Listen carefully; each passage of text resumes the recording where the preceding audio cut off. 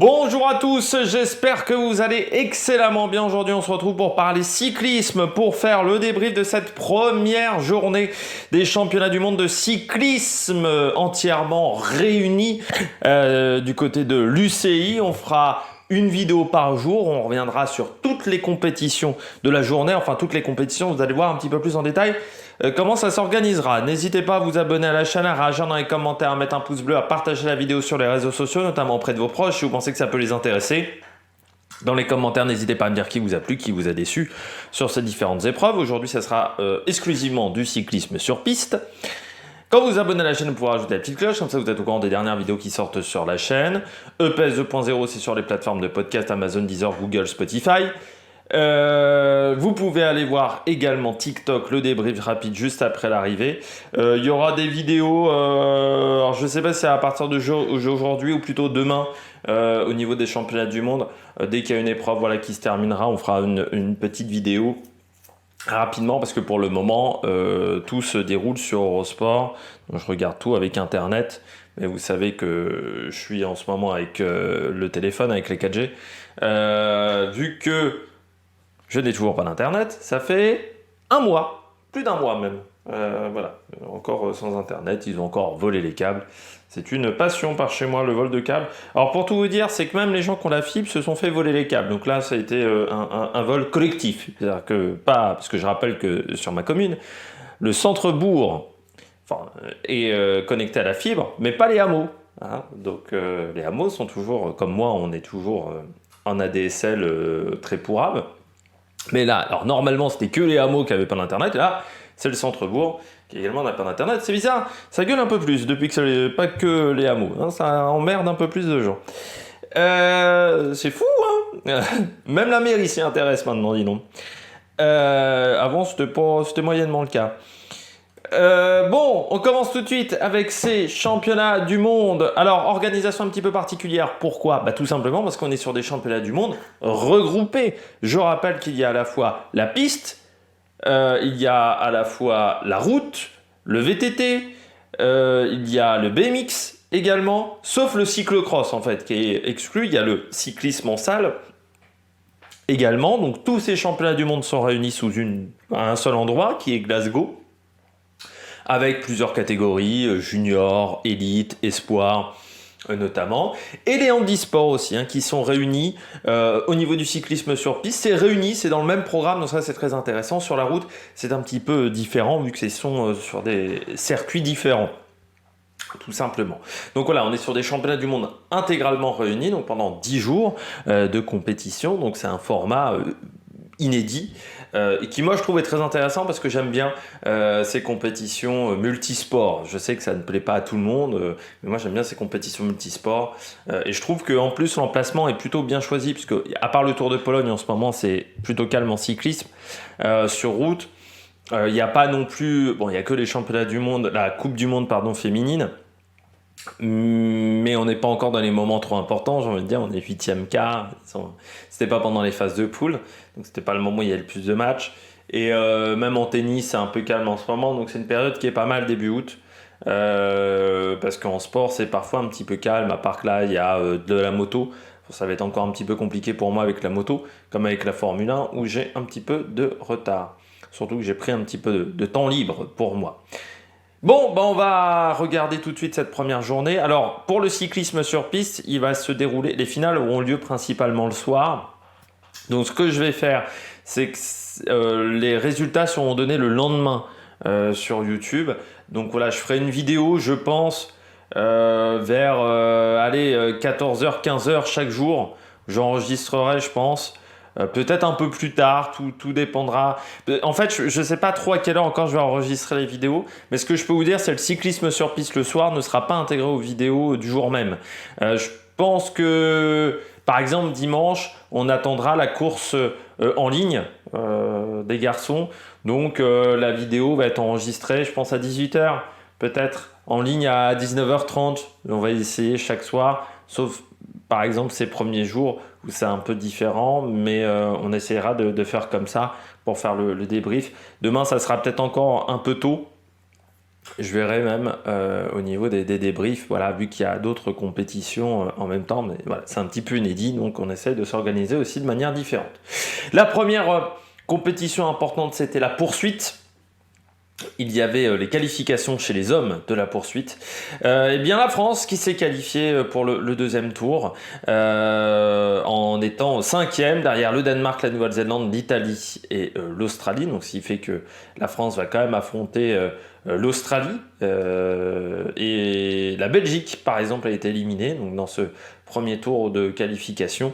Et la Grande-Bretagne surtout, qui a été disqualifiée à cause d'un problème, une chute du troisième relayeur, ce qui fait qu'il n'était plus que 2, donc ça ne pouvait pas le faire. Les deuxièmes tours seront ce soir, donc voilà, la France sera au deuxième tour, par contre ça sera un match qui ne sera pas forcément facile.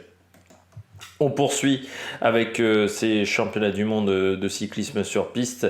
Il y avait le sprint, féminin par équipe et là ça s'est pas bien passé pour les Françaises qui ont été éliminées dès ces qualifications. Seulement le 9e temps, elles échouent à 2/10 de la Pologne, c'est quand même important sur du cyclisme sur piste, donc ça s'est pas bien passé. Normalement la France est capable de faire mieux que ça. Mais cette équipe de France au niveau de la vitesse par équipe féminine, déjà on s'y est mis assez tard, il faut bien le dire. Et on n'arrive pas à créer la même dynamique que chez les garçons. Il n'y a pas voilà, ça marche pas comme chez les garçons. En tête, la Grande-Bretagne devant l'Allemagne et la Chine dans ses qualifications. Les Pays-Bas, 4e. Il y avait ensuite le round numéro 1 où les Pays-Bas, comme la Chine et l'Allemagne et la Grande-Bretagne, se sont qualifiés. Et ensuite, en finale, on avait pour la médaille d'or Allemagne, Grande-Bretagne, pour la médaille de bronze Chine, Pays-Bas. C'est la Chine qui s'est imposée face aux Pays-Bas pour la médaille de bronze, et pour la médaille d'or, c'est l'Allemagne qui s'est imposée face à la Grande-Bretagne. Un match vraiment maîtrisé des Allemandes, même si les Anglaises ont vraiment joué leur va-tout, mais les Allemandes ont été plus fortes sur la fin. On poursuit avec le sprint par équipe homme. C'était le premier tour. Là, la France est qualifiée, mais seulement 5e temps derrière les Pays-Bas, l'Australie, la Pologne et le Japon. J'espère que nous en avons gardé un petit peu sous le coude. Et ce qui fait que le round numéro 1 lui aura lieu normalement ce soir, voilà, pour la suite de cette compétition. Du côté des compétitions handisport, il y avait notamment le 500 mètres en catégorie C5. Et bien Marie Patouillet a fini vice-championne du monde. Belle médaille pour la Française qui a fini deuxième derrière Caroline Grout. Devant Nicole Murray, les deux étaient un peu au-dessus du lot, Patouillet et Grout, par rapport à leurs concurrentes. Donc vraiment pas mal pour Marie Patouillet qui a fait un bon chrono en plus pour la Française. Donc une belle médaille. De toute façon, en handisport, ça s'est plutôt très bien passé, il faut bien le dire, pour les Français et les Françaises. Mais on est une des nations majeures désormais en handisport, en cyclisme. Il y avait la poursuite en catégorie C1. Là, c'est la victoire du Chinois Li Zhangyu qui s'est imposé devant Ricardo Tenargiles en 3:42.605. Liang Weikong, l'autre Chinois, finit 3e en battant pour la médaille de bronze le Britannique Sam Ruddock. 3:48.720 dans cette petite finale. Donc très bon résultat également dans cette catégorie C1 qui est une catégorie où on a les plus gros handicaps. Catégorie C1, c'est des handicaps assez importants quand même. Il y avait en déficient visuel, donc en cyclisme tandem, le kilomètre. Il n'y avait pas de Française au départ. Je vérifie quand même. Non, il n'y avait pas de Française. En finale, c'est Sophie Unwin et Jenny Hall qui se sont imposées en 1:08.302 sur 1 km devant Jessica Gallagher et Kathleen Ward et Jordan Elizabeth et Amy Cole. Les Britanniques prennent la 3e place en sachant qu'il y avait 3 Britanniques dans les 6 concurrentes qualifiées pour la finale. Donc vraiment une très très belle performance dans ce kilomètre pour les Britanniques. Du côté de la poursuite en catégorie handicap visuel, eh bien, il y avait des Français, Louis Pijourlet et Alexandre Loveras, qui étaient opposés en finale à Patrick Boss et Tristan Bekma. Eh bien, les Français ont tenté, ils se sont accrochés, mais les Néerlandais ont été plus forts. 3 minutes 398 pour les Néerlandais face à 3, même pas 3,09 295, ça c'était aux 3000 mètres, vu que les deux Français ont été rattrapés par les deux Néerlandais. Ils ont tenté, mais c'était trop fort du côté des Néerlandais dans la petite finale qui opposait deux duos britanniques. C'est Stefan Bate et Christopher Latham qui se sont imposés face à Chris McDonald et Adam de Gleby. Et pour Alexandre Lovera, c'est une belle perf parce qu'il a dû changer de copilote. Parce que son premier copilote a été pris pour dopage. Je crois qu'il avait pris un produit contre l'asthme, donc produit considéré comme dopant. Donc il a pris une suspension de 2 ans. Donc au départ, il faisait avec Corentin Hermenot, sauf que Corentin Hermenot n'a pas décidé de poursuivre avec Alexandre Loveras. Donc on avait trouvé un autre concurrent pris pour dopage, donc c'est Louis Pijourlet qui se retrouve à être le pilote d'Alexandre Loveras. On continue avec le C5, c'était la course scratch dans cette catégorie de handicap, on va dire les moins forts. Et c'est le néerlandais Daniel Abraham Gebru qui s'est imposé. Deuxième, Yeor Dementiev, l'Ukrainien. Alors les deux ont pris assez vite un tour d'avance sur leurs concurrents et n'ont jamais été véritablement repris. Ils ont aussi vraiment à prendre ce tour d'avance. Et à partir de ce moment-là, la victoire s'est jouée entre les deux. Sauf qu'en fait, ils sont donc à 400 tours de l'arrivée, ils sont revenus donc dans le peloton. Le néerlandais et l'ukrainien, et dans le peloton les autres se bagarraient aussi pour la 3e place, et il y a un moment où l'ukrainien n'a pas trouvé l'ouverture alors que le néerlandais a trouvé l'ouverture, ce qui lui a facilité la tâche. Belle 3e place de Shaman, le brésilien, qui a été l'animateur de cette épreuve. Vraiment, c'est lui qui a couru pour cette 3e place, et c'est mérité, je dirais. Encore une fois, dans le sport, il n'y a pas forcément du mérite, mais Lauro Shaman, qui a vraiment fait animer cette course. Il n'y avait pas de Français dans cette épreuve. Il y avait la finale de la poursuite du côté des filles, du côté des valides. Chloé Digert s'est imposée facilement pour la médaille d'or face à Franziska Brause. Et Chloé Digert qui est de retour. Il faudra faire attention à elle sur le chrono individuel, parce que ça va être une des filles auxquelles il faudra faire attention, et même sur la course sur route, parce qu'elle est capable de faire un gros numéro. On l'a vu notamment sur la Vuelta, où elle était très performante, Chloé Digert. Magnifique performance. Et elle fait 3,17 542, alors qu'elle double son adversaire dans le dernier virage. C'est-à-dire qu'elle a fait beaucoup plus de distance, donc ça l'a vraiment ralenti. Franziska Brause qui a tenté, mais vraiment de l'autre côté, c'était trop fort pour Chloé Digert. Impressionnante, l'américaine, vraiment, qui a dominé ce tournoi de poursuite. Et pour la médaille de bronze, c'est Briony Botta qui s'est imposée en 3,22 210 face à Nea Evans en 3,23 264. Les Britanniques, où il y a du bon et du moins bon quand même sur cette compétition. C'est quand même une nation qui domine beaucoup moins qu'à une époque du côté de la Grande-Bretagne. Il y avait la catégorie C2 avec également la poursuite. Et là, il y avait un Français dans cette catégorie-là en finale, parce qu'à un moment, il y avait 2 Français qui étaient en finale de bronze et en finale d'or.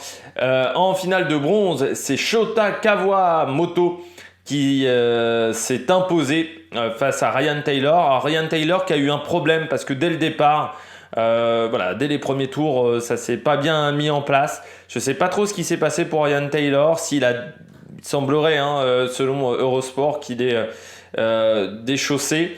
Mais vraiment, il n'arrivait pas à se mettre en position de recherche de vitesse. Et il lui a fallu quasiment 500 ou 600 mètres pour prendre cette position de recherche de vitesse. Donc par rapport à Kawamoto, c'est ce qui a fait la différence. Et dans la finale pour la médaille d'or, Darren X n'a pas existé face aux Français. Alexandre... Alors moi, avant, je disais Léoté. Il semblerait qu'il faut dire Léote. Donc peut-être que je prononçais mal. Hein. Donc face à Darren X, l'Australien, là aussi, il n'y a pas eu match parce que Léote était au-dessus, mais largement au-dessus. Lui qui avait battu son record du monde lors des qualifications.